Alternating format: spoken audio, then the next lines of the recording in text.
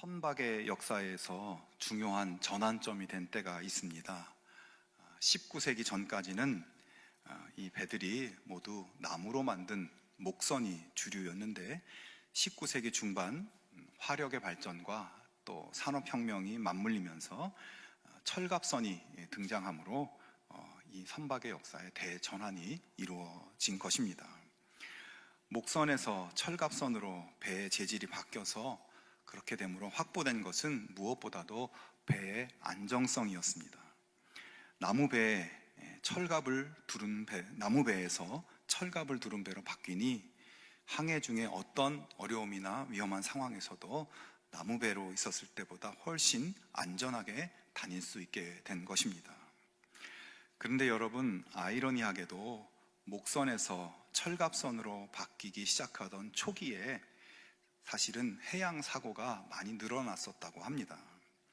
왜냐하면 이 나침반이 자꾸 진북을 가리키지 않고 엉뚱한 방향을 가리키면서 배가 암초에 부딪히는 사고가 빈번하게 벌어진 것입니다. 원인을 조사해 보니 배에 둘려진 철갑과 엔진에서 발생하는 자기장이 나침반 바늘에 영향을 끼쳐서 잘못된 방향으로 가리키게 한 것입니다. 배의 안전을 보장해 준다고 믿었던 철갑이 방향을 잃게 만들어서 오히려 안전을 위협하고 있었던 거죠.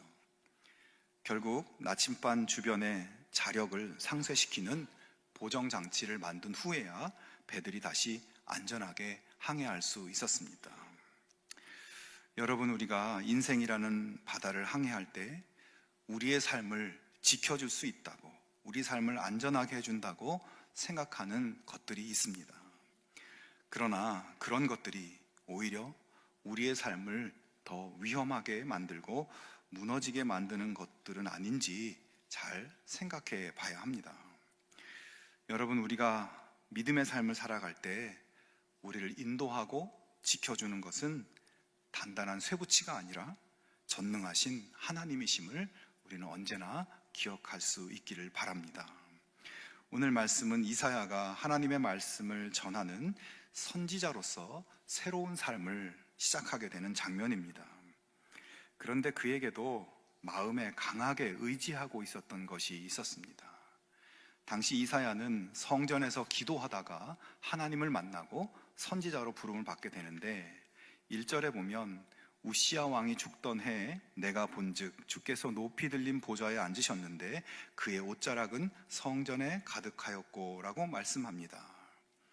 즉 이사야는 시기적으로 우시야 왕이 죽던 해, 그리고 장소는 성전에서 기도하다가 주님께서 높이 들린 보좌에 앉아 계신 것을 보았고 그 사건을 계기로 선지자의 삶을 시작하게 된 것입니다. 자, 그러면 여러분, 이사야가 선지자로 사역을 시작하기 전에는 어떤 사람이고 어떤 일을 하고 있었을까요? 역대하 26장에 보면 이렇게 기록합니다. 우시야의 남은 시종 행적은 아모스의 아들 선지자 이사야가 기록하였더라. 그리고 역대하 32장에도 히스기야의 남은 행적과 그의 모든 선한 일은 아모스의 아들 선지자 이사야의 묵시책과 유다와 이스라엘 열왕기에 기록되니라, 이렇게 소개를 하고 있어요. 이 말씀들을 보면 이사야는 왕의 행적을 기록하는 일을 하는 사람, 그러니까 직업이 왕의 궁중서기관이었던 것입니다. 굉장히 높은 고위 관료인 것이죠. 그렇게 궁중서기관으로 일하던 이사야가 우시야 왕이 죽던 해에 성전에서 기도하다가 높이 들린 보좌에 앉으신 하나님을 보게 된 것입니다.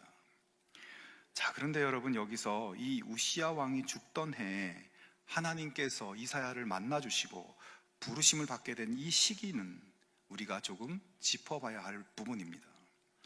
굳이 이사야의 부르심의 때가 우시야 왕이 죽던 해라고 언급하면서 이야기를 시작할 이유가 있었다는 거예요. 우시야 왕이 다스리던 때는 아수르 제국이 엄청난 군사력으로 지역에서 위용을 떨치고 있던 때입니다. 그러나 이 유다 왕국의 우시야 왕도 만만치 않은 사람이었어요. 이 우시야 왕도 나라를 경제적으로 군사적으로 굉장히 발전시켰고 유다를 만만치 않은 강국으로 성장시키고 있었습니다. 우시야 왕은 30만의 정예 군대와 2,600명의 지휘 체계를 조직하였고, 예루살렘 성을 보호할 수 있는 방어용 무기를 갖추고 성문과 망대를 정비해서 도성을 견고히 함으로 국방을 튼튼히 하였습니다.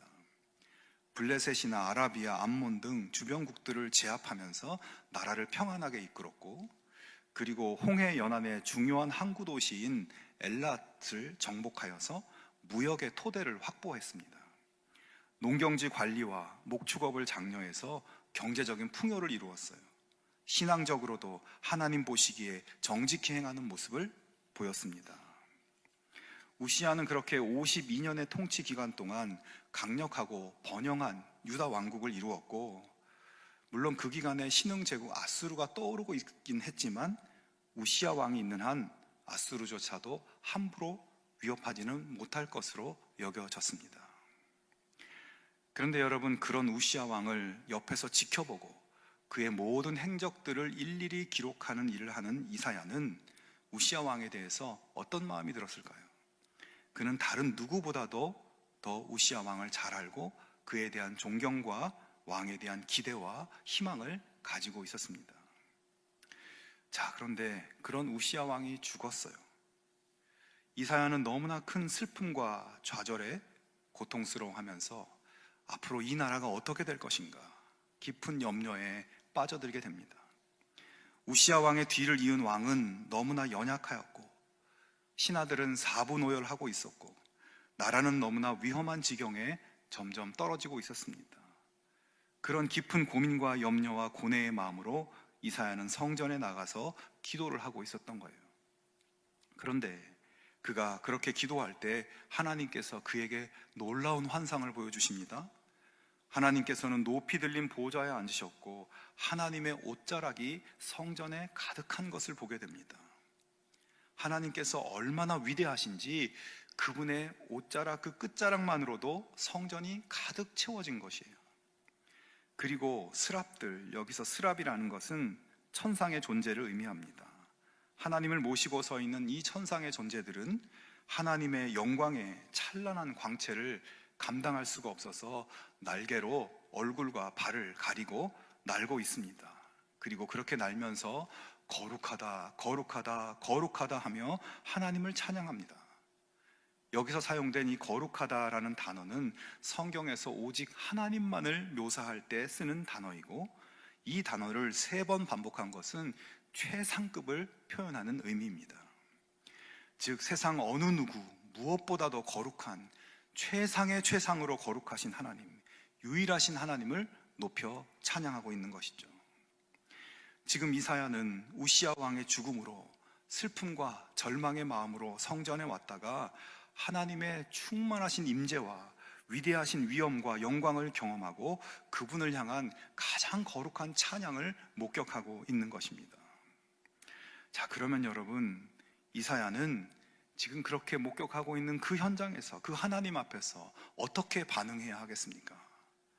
우시야 왕은 죽었지만 하나님께서 살아 역사하고 계심을 보면서 흘렸던 눈물을 닦고 기뻐하며 감사하고 새로운 희망을 품고 스랍들과 함께 자신도 하나님을 찬양하며 경배하며 그렇게 해야 하지 않았을까요? 그러나 그의 반응이 이상합니다. 5절에 보면 그때에 내가 말하되 화로다 나여 망하게 되었도다. 나는 입술이 부정한 사람이요 나는 입술이 부정한 백성 중에 거주하면서 만군의 여호와이신 왕을 배웠음이로다 하였더라. 자, 여기서 화로다 이 말은 히브리어로 오이 또는 호이 이런 단어인데 우리말로 하면 상갓집에서 아이고 아이고 하는 그런 곡소리와 같은 말입니다. 그러면서 나여 망하게 되었도다 라고 이야기합니다. 이 말은 이제 나는 죽었구나 라는 말입니다. 이사야는 지금 슬픔과 좌절 속에서 영광과 거룩의 하나님을 만났는데 아이고 아이고 이제 나는 죽었구나 하면서 탄식을 하고 있는 거예요.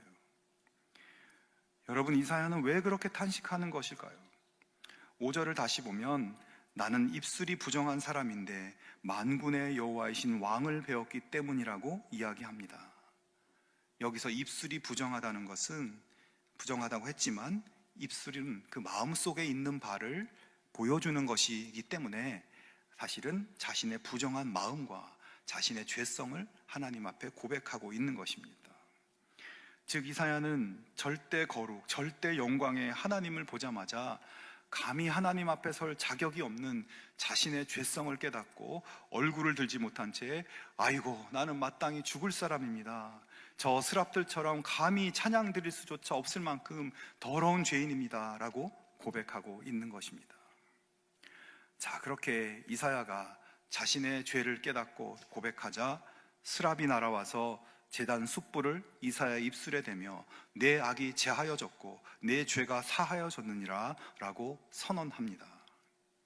하나님께서 죄를 고백한 이사야의 죄를 제거해 주시고 사해 주시고 이사야는 이제 궁중 서기관에서 하나님 말씀을 전하는 선지자로의 새로운 삶을 시작하게 되는 것입니다. 성도 여러분, 이러한 이사야의 소명 이야기를 통해서 하나님께서는 오늘 우리에게 어떤 메시지를 주시려고 하시는 것일까요?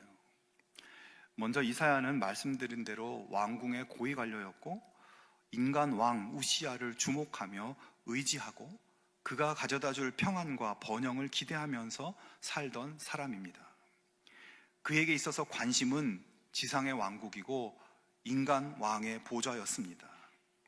하지만 그렇게 그가 의지하고 의지했던 인간 왕이 죽고 나서 슬픔과 절망 속에서 하늘과 땅과 온 우주 만물의 왕이신 하나님의 영광의 광채와 거룩하신 임재를 보게 됩니다. 여러분, 이 과정은 하나님께서 이사야에게 진짜 왕은 누구인가를 깨닫게 해주는 사건입니다. 자신이 그동안 의지하고 존경했던 우시야 왕도 언젠가는 사라질 인간일 뿐이며 그의 권세와 업적도 사라져버릴 헛된 것임을 깨닫게 해주시는 그 순간입니다. 여러분, 이사야가 하나님의 임재를 경험한 후 분명히 이렇게 고백하죠. 만군의 여호와이신 왕을 배웠음이로다.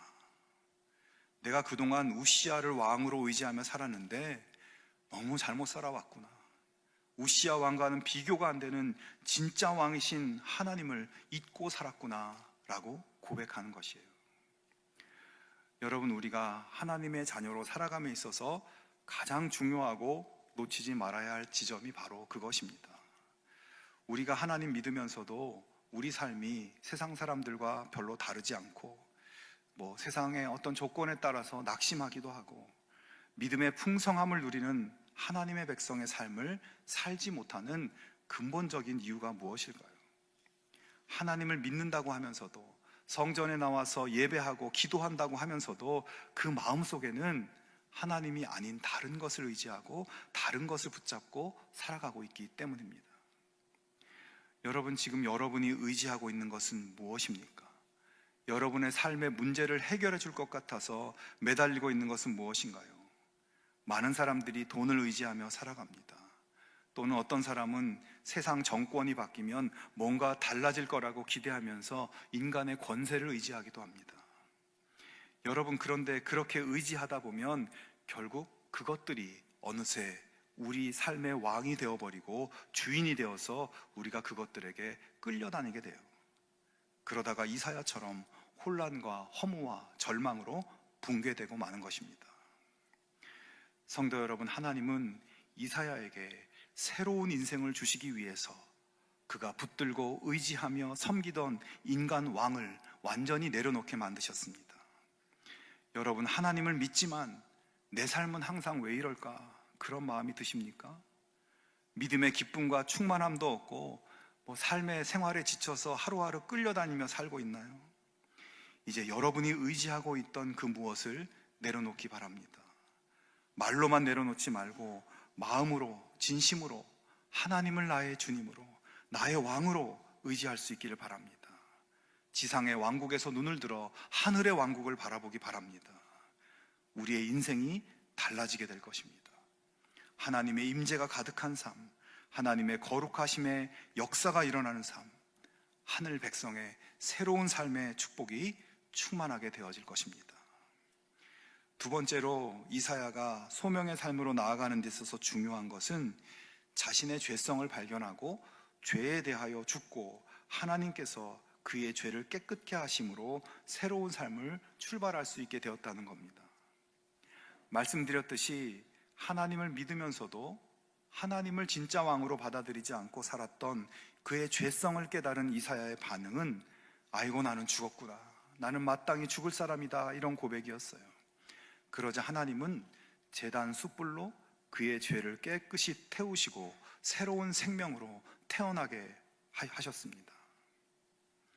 여러분, 하나님을 믿는 믿음 생활, 하나님 자녀의 삶은 그냥 다른 사람들보다 더 도덕적으로 되고 다른 사람보다 좀 더 착하게 살고 좀 더 윤리적이고 좀 더 나은 삶을 사는 것이 하나님 자녀의 삶이 아닙니다. 믿음 생활은 그렇게 삶이 조금 성숙해지는 과정이 아니라 하나님을 진짜 왕으로, 주인으로 믿고 의지하며 따르지 않았던 죄의 모습이 죽는 것입니다. 죄성이 깃든 옛 자아가 죽고 하나님을 정말 나의 왕으로, 주인으로 믿는 새로운 자아가 태어나는 것입니다. 여러분, 스스로를 죄인 중에 괴수라고 했던 바울이 갈라디아서에서 고백하죠. 내가 그리스도와 함께 십자가에 못 박혔나니 그런즉 이제는 내가 사는 것이 아니요 오직 내 안에 그리스도께서 사시는 것이라. 이제 내가 육체 가운데 사는 것은 나를 사랑하사 나를 위하여 자기 자신을 버리신 하나님의 아들을 믿는 믿음 안에서 사는 것이라. 죄된 내가 예수님과 함께 십자가에 못 박혀 죽고 예수님과 함께 다시 사는 것이 신앙생활, 믿음생활이라고 말씀하고 있어요. 여러분, 우리의 믿음생활의 풍성함은 하나님을 나의 왕으로 받아들이지 않는 나의 죄성, 나의 욕심, 나의 자아가 죽는 그것들이 제단 숯불로 장례식이 치루어지는 그 순간에 우리의 믿음생활의 풍성함이 이루어지게 되는 것입니다. 오늘 우리의 모든 죄가 예수의 보혈로 깨끗해짐으로 그 모든 것이 장사되는 그 순간 예수님의 생명의 풍성함이 우리 삶에서 시작되는 것입니다. 우리의 자아의 죽음으로부터 새로운 생명이 시작되는 거예요.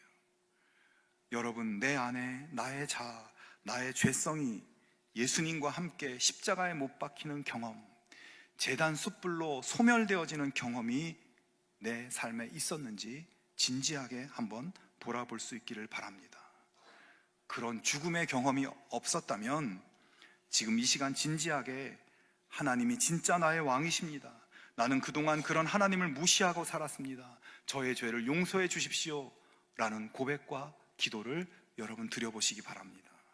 하나님께서 지금 여기에 임재하셔서 제단 숯불로 예수의 보혈로 여러분의 그 진지한 고백에 따라서 죄를 사하시고 하나님의 생명으로 다시 사는 부활 생명의 풍성함이 지금부터 시작될 것입니다. 이사야의 죄를 사하시고 그를 새로운 인생으로, 하나님의 목적이 이끄는 충만한 인생으로 이끄시는 하나님의 손길이 우리 모두에게 이 시간 강력하게 역사해 주시기를 주님의 이름으로 축원합니다. 자, 하나님의 거룩한 임재와 죄를 사하시는 은혜의 경험을 한 이사야는 이제 궁중서기관에서 하나님 말씀을 전하는 선지자로서의 삶을 시작하게 됩니다. 이사야는 자신에게 주어진 이 죄사함의 은혜가 얼마나 감사했는지 하나님의 부르심에 아주 적극적으로 내가 여기 있나이다, 나를 보내소서, 이렇게 응답하면서 하나님의 부르심에 나아갑니다. 자, 그런데 여러분, 하나님 편에서 볼 때 하나님의 부르심에 대해서 뒤로 빼거나 핑계대지 않고 제가 하겠습니다 이렇게 나서는 이사야가 하나님 편에서 얼마나 대견해 보이겠습니까? 흐뭇해 하시면서 이사야에게 전할 말씀을 주시겠죠. 하지만 오늘 본문은 조금 이상합니다. 내가 여기 있나이다, 나를 보내소서 하는 이사야에게 이렇게 말씀하세요. 가서 이 백성에게 이르기를 너희가 듣기는 들어도 깨닫지 못할 것이요 보기는 보아도 알지 못하리라 하여 이 백성의 마음을 둔하게 하며 그들의 귀가 막히고 그들의 눈이 감기게 하라. 염려하건대 그들이 눈으로 보고 귀로 듣고 마음으로 깨닫고 다시 돌아와 고침을 받을까 하노라. 자, 하나님께서 나를 보내소서 하면서 나서는 이사야에게 이상한 말씀을 하세요. 너는 가서 백성들에게 너희는 들어도 깨닫지 못하고 보여줘도 알지 못할 것이라고 이야기하라는 겁니다. 그리고 백성의 마음을 둔하게 하고 귀가 막히고 눈이 감기게 만들어서 하나님께 돌아오지 못하게 해라 말씀하는 거예요. 참 이해할 수 없는 말이죠. 백성들이 하나님의 말씀을 잘 깨닫게 하는 것이 아니라 하나님의 말씀을 깨닫지 못하게 하라는 거예요. 그러려면 이사야를 왜 부르신 것인가 이해가 되지 않습니다. 그런데 성도 여러분, 이 말씀을 깊이 묵상해 보면 하나님께서는 앞으로 이사야의 사역의 영향력이 어떠할 것인지를 말씀해 주시는 것으로 볼 수 있습니다. 즉 이사야가 백성들에게 계속 말씀을 전한다고 해도 그들은 깨닫지도 못하고 보여줘도 보지 못할 것이라는 거예요. 그래서 그들은 하나님께로 돌아오지 못하게 될 것이라고 하나님이 말씀하시는 것입니다. 하나님은 이사야에게 너의 사역은 사람들에게 아무런 영향력을 주지 못할 것이고 결국 실패할 거야 라고 말씀하는 겁니다. 그러자 이사야가 하나님께 묻습니다. 주여 어느 때까지니까? 그랬더니 하나님께서 말씀하시죠. 성읍들은 황폐하여 주민이 없으며 가옥들에는 사람이 없고 이 토지는 황폐하게 되며 여호와께서 사람들을 멀리 옮기셔서 이 땅 가운데 황폐한 곳이 많을 때까지니라. 한마디로 다 망할 때까지라는 거죠. 점점 이해하기 힘듭니다. 이사야의 사역이 아무런 영향을 끼치지 못하고 결국 마지막에는 다 망하는 것만 보게 된다는 겁니다. 그런데 여러분, 하나님께서 마지막 순간에 이렇게 말씀하세요. 밤나무와 상수리 나무가 배임을 당하여도 그 그루터기는 남아있는 것 같이 거룩한 씨가 이 땅에 그루터기니라 하시더라. 네가 사역을 해도 아무 열매도 없고 결국 다 망하고 황폐하게 될 것이라고 하셨지만 남아있는 것이 있다고 말씀하세요. 바로 그루터기가 남아있다는 것입니다. 그 그루터기는 거룩한 씨라고 말씀하십니다. 하나님께서는 이스라엘이 너무나 완악해서 그들은 모두 망하는 길로 갈 것이지만 그러할지라도 거룩한 씨, 최후까지 믿음을 지킨 신실한 자들을 남겨두신다고 말씀하시는 것입니다. 여러분, 이사야가 처한 현실은 영적으로 너무나 혼탁하고 완악한 시대였고 하나님의 말씀은 무시당하는 시대였습니다. 그런 상황에서 하나님 말씀을 전하는 그의 사역은 고난의 길이고 외면당하고 핍박당하는 길이지만, 그리고 그런 고통 속에서 말씀을 전해도 아무 열매를 기대할 수 없는 그런 상황이지만, 그렇게 혼탁하고 완악한 시대이지만 하나님께서는 거룩한 씨를 남겨두실 것을 약속하시는 것이에요. 희망이 있다고 말씀하시고 그 거룩한 씨가 있음을 기억하면서 그것을 바라보면서 끝까지 하나님의 길을 걸어갈 것을 그에게 당부하고 계신 것입니다. 여러분, 이 말씀을 우리 삶에 잘 적용해 볼 수 있기를 바랍니다. 우리가 하나님을 믿고 하나님을 내 인생의 주인으로 모시고 나의 옛 자아를 십자가에 못 박고 하나님의 백성으로 새로운 삶을 살아갈 때 믿음의 백성인 나의 삶이 다른 사람들에게 아무런 영향도 끼치지 못하는 것 같고 성공적인 부분이 하나도 보이지 않는 것 같아도 하나님은 우리의 삶이 그렇게 끝나게 하지 않으시고 거룩한 씨, 희망의 씨를 나의 삶 속에 보게 하신다는 것을 여러분 기억할 수 있기를 바랍니다. 내가 열심히 믿음 생활을 했는데 나한테 아무 결실이 없어 보이고 또 교회에서 봉사도 하고 열심히 했는데 작은 열매조차 보이지 않는 것 같은 생각이 들어도 여러분 낙심하지 않기 바랍니다. 지금까지의 인생에 아무것도 남은 것이 없고 이룬 것이 없어 보여도 내 인생을 통해서 하나님은 그루터기를 남기시고 거룩한 씨를 남기시고 생명의 희망의 열매를 풍성하게 나를 통해 맺혀갈 것을 기대할 수 있기를 바랍니다. 성도 여러분, 자연인 이사야가 신앙인 이사야로 부름받은 것처럼 오늘 우리도 하나님의 부르심을 받은 하나님의 백성들입니다. 하나님은 우리를 부르셔서 우리가 붙잡고 있던 헛된 왕들을 내려놓게 하시고 우리의 모든 죄를 보혈로 소멸하시고 새로운 생명, 새로운 인생, 풍성한 신앙생활의 기쁨과 축복을 우리에게 베푸시기를 원하십니다. 이제 우리는 그저 나는 하나님 자녀입니다, 하나님의 사람입니다, 이 사실을 드러내면서 살아내기만 하면 되는 것이에요. 그러다 보면 내 눈에 아무것도 안 보이는 것 같아도 하나님의 역사는 언젠가 우리를 통해 열매로 거두어지게 될 것입니다. 우리 모두가 그루터기의 희망을 보면서 하나님의 사람으로 살아가는 영광과 축복을 누리는 우리 모두가 될 수 있기를 주님의 이름으로 축원합니다.